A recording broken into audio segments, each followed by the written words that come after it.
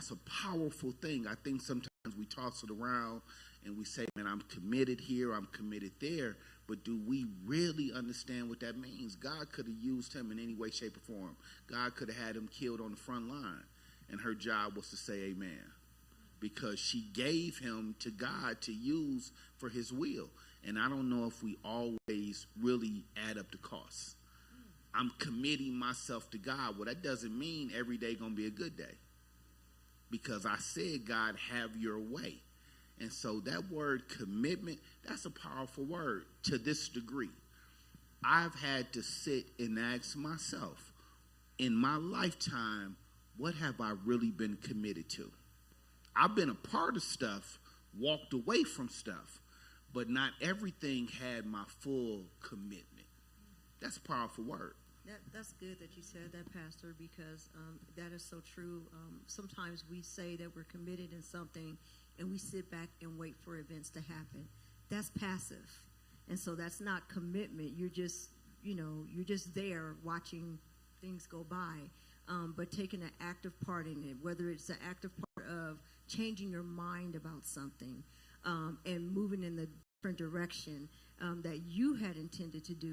That's commitment, and sticking with it even through the hard times and remembering what you have vowed. That is commitment. And so thank you for bringing that out, Pastor, because it does.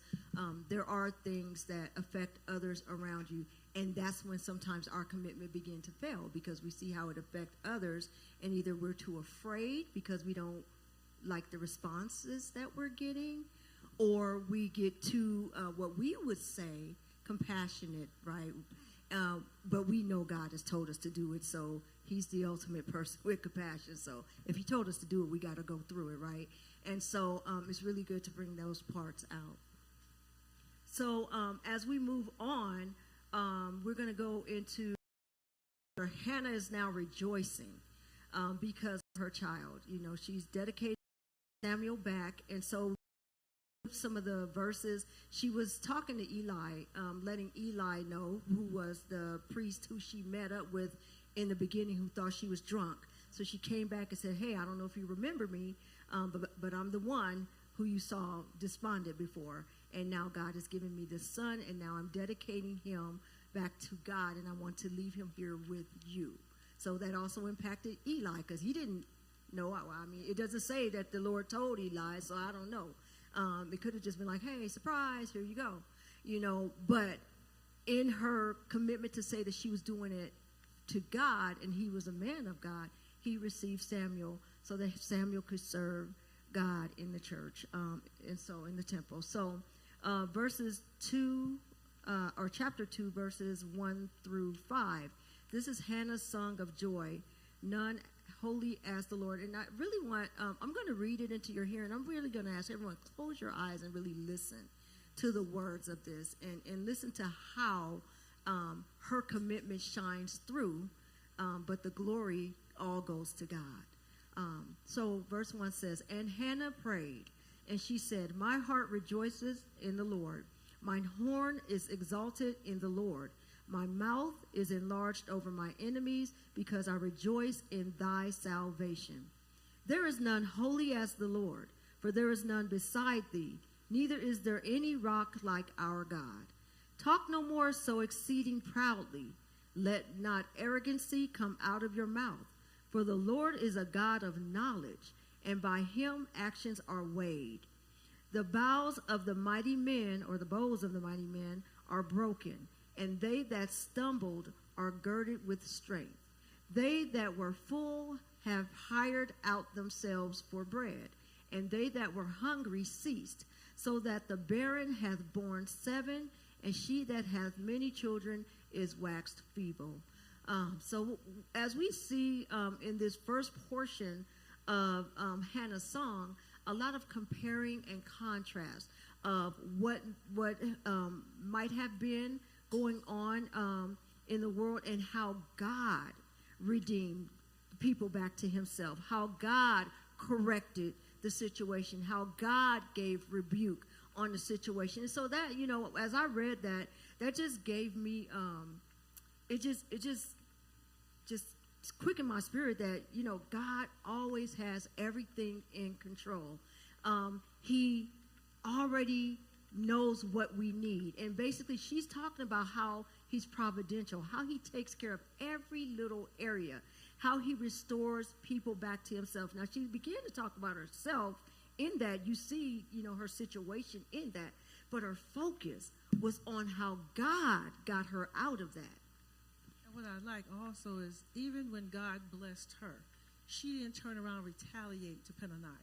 Right. She didn't turn around and boast about, oh, okay, you were talking about me, but look what God has done. She still remained humbled.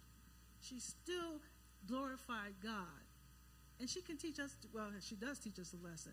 Just because others have something negative to say about you, when you get to wherever God has placed you, you don't have to retaliate. You don't have to say, oh, you were talking now, look at me now. No, look at me now. You don't have to do that. Let God get the glory in whatever it is he's doing in your life. Others will see. They can't help but see it. Amen. Because if you do that, then you take the glory away from God. They can't, because if they're looking at us and we're supposed to be Christians and of Christ, oh, is that how they act? And then now their focus moves back to us. And all the great things God did, they're still great. He's still God. He still gets glory. But what I'm saying is now we've missed an opportunity to help someone see God. So it's really good for us to know. So I'm going to go ahead and move on versus, is there a comment? Oh, I'm sorry. I did have a comment. I was just going to let you keep going. What I like about this is I like that you went to chapter 2 and shared her song. As despondent as she was at the beginning when she was not getting what she thought she should have, she was openly despondent in the temple. When she was accused of being drunk, she didn't leave that temple. She didn't leave that temple. She didn't get an attitude with the priest. She didn't do all of that. She kept coming back. And when God gave her what she wanted, she went back to that same temple. And she said, look what God has done for me. I was despondent then, but look what God has done. So just as openly despondent as she was in the beginning, in the end, she was as open with her praise. And that's a lesson for all of us. Things happen. People have misinterpretations of whatever. Bad things happen. You don't get you don't get what you want. It does not always happen the way that you want it to happen. And it happens in the church. But when things turn around, when things turn around, you got to come back to that same place where all of that negative stuff was happening, and you have to show, look what God has done. There's a change in me. There's a change in my situation, and now here is my praise. Here is my worship, God. Because you have done this, I'm giving the very thing that I prayed for, I'm giving it back to you.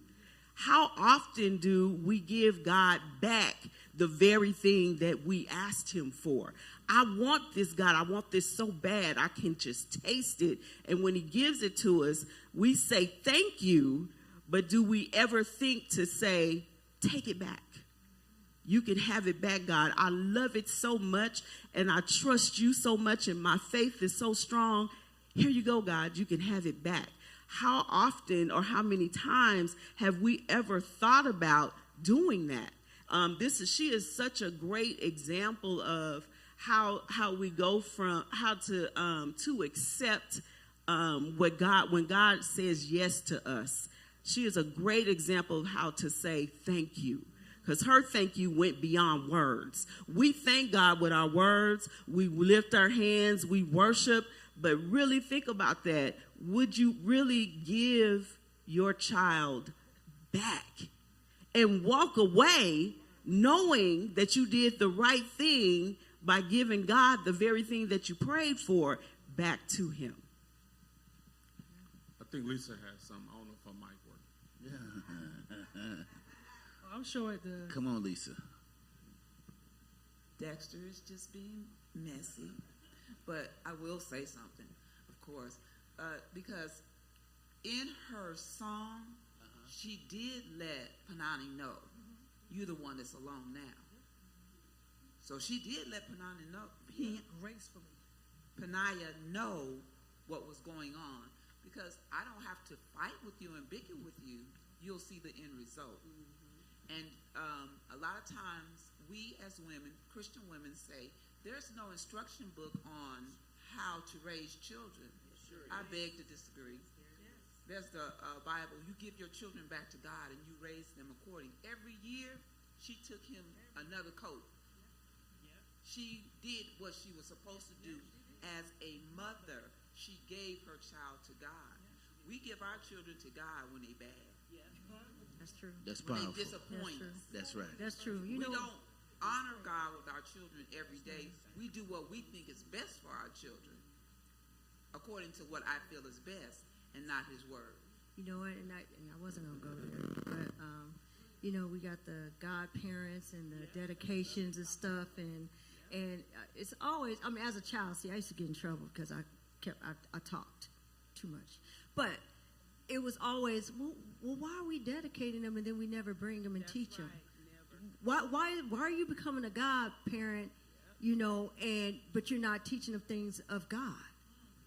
Not even understanding what the role of a godparent is, quite honestly, because if that parent is deceased, or an example of what the dedication should look like. I'm going to give this child over to God. I'm going to make sure this child is raised before God. Not before my household, but before God. And anyone that I put my child into contact with, that I'm saying that they can be the executor over their life if something happens to me, should be connected to God. I like that. You know, especially the godparent part. Because even when we first came here, I met this young lady, and, you know, we were all pretty good friends, and she told her mother she wanted me to be her godmother. I said, where y'all get that from? I don't understand. That's not how I grew up understanding the role of a godparent. You understand. That's not me. Because, you know, like she just said, godparent. That means I have a serious role to play in your upbringing, in your life. Now, we can sit and talk about young adult things, but I can't be your godparent. I take that role too seriously. And that's like Dr. Bryant said, it's almost like it's become a fad. It is. It's more than Christmas gifts. It's birthday gifts. Well, that's my godmother. That's my godmother. No, I'm a